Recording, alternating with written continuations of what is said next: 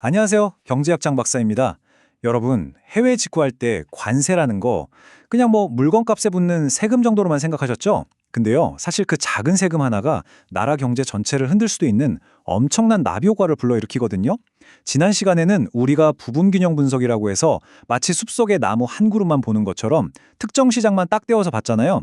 자, 오늘은 시야를 확 넓혀서 숲 전체를 보는 일반 균형 분석이라는 렌즈를 장착할 겁니다. 이 렌즈를 통해 관세가 우리 경제에 대체 어떤 파장을 일으키는지 그 거대한 그림을 함께 그려보겠습니다.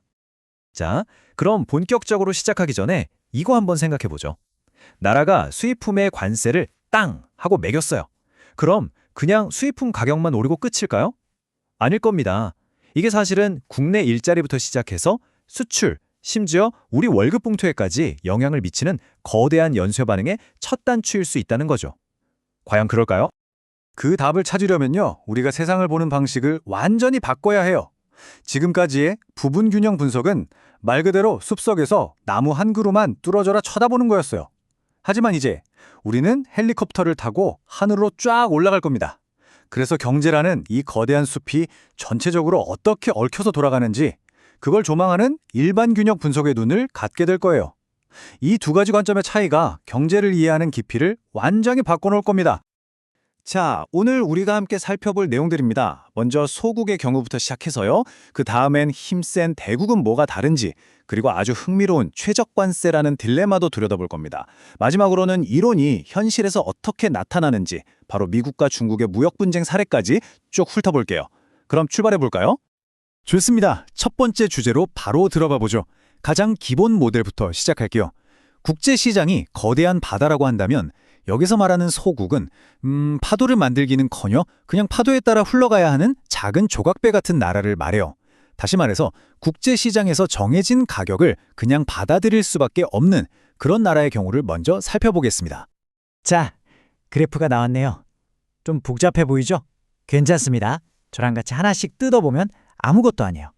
먼저 여기 활처럼 휜 곡선 PP 프라임이라고 써 있는 거 보이시죠? 이게 바로 생산 가능 곡선이에요. 말 그대로 이 나라가 가진 모든 걸 총동원해서 최대로 만들어낼 수 있는 생산량의 조합을 나타내는 선입니다. 그리고 그 위에 이렇게 둥글게 그려진 W 곡선들, 이건 사회 무차별 곡선인데요. 쉽게 말해서 국민 전체의 행복지수, 만족도를 보여주는 등고선이라고 생각하시면 돼요. 당연히 바깥쪽으로 갈수록 더 행복한 상태를 의미하겠죠? 자, 이제 아무런 관세가 없는 완전한 자유무역 상태를 한번 상상해 볼게요. 이 나라는 뭘 하고 싶을까요? 당연히 국제시장 가격에 맞춰서 가장 효율적으로 물건을 생산하고 그걸 팔아서 가장 큰 만족감을 얻을 수 있는 소비를 하려고 하겠죠. 그 모든 조건이 딱 맞아떨어지는 최적의 지점이 바로 여기 A점입니다. 생산도 최적으로 하고 소비 만족도도 W-0라는 가장 높은 등고선에 닿는 그야말로 완벽한 지점이죠. 자유무역이 가져다주는 최고의 선물이라고 할 수 있겠네요.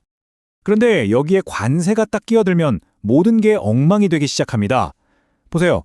가격이 인위적으로 바뀌니까 생산은 엉뚱한 B점으로 옮겨가 버려요. 비효율적인 생산을 하게 되는 거죠. 소비자들은 또 어떻고요? 물건값이 비싸지니까 소비를 줄여서 C점으로 쪼그라들어요. 근데 진짜 중요한 건 이게 아닙니다.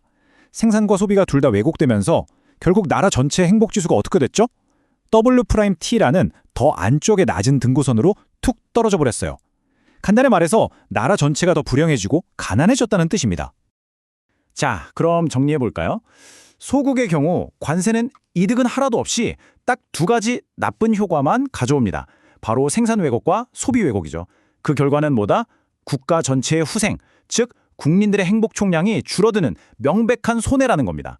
이게 소국의 비극이죠.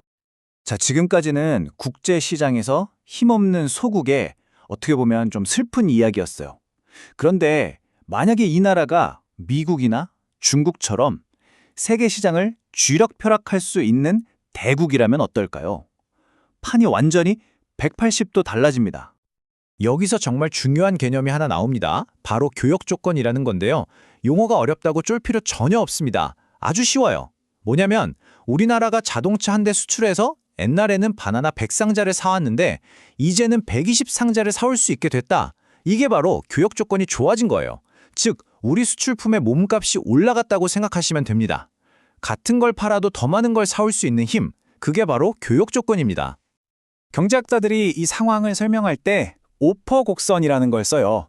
이 그래프가 바로 그건데요. 그냥 각 나라가 우리는 이 가격에 이만큼 팔고 이만큼 사고 싶어요 라고 내미는 일종의 거래 제한서라고 생각하시면 편해요.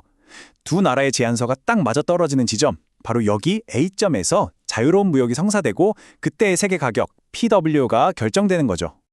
자, 바로 이 장면이 대국이 가진 무시무시한 힘을 보여주는 하이라이트입니다. 잘 보세요. 대국이 나 이제 니네 물건에 관세 매겨서 수입 확 줄일 거야 라고 선언해요.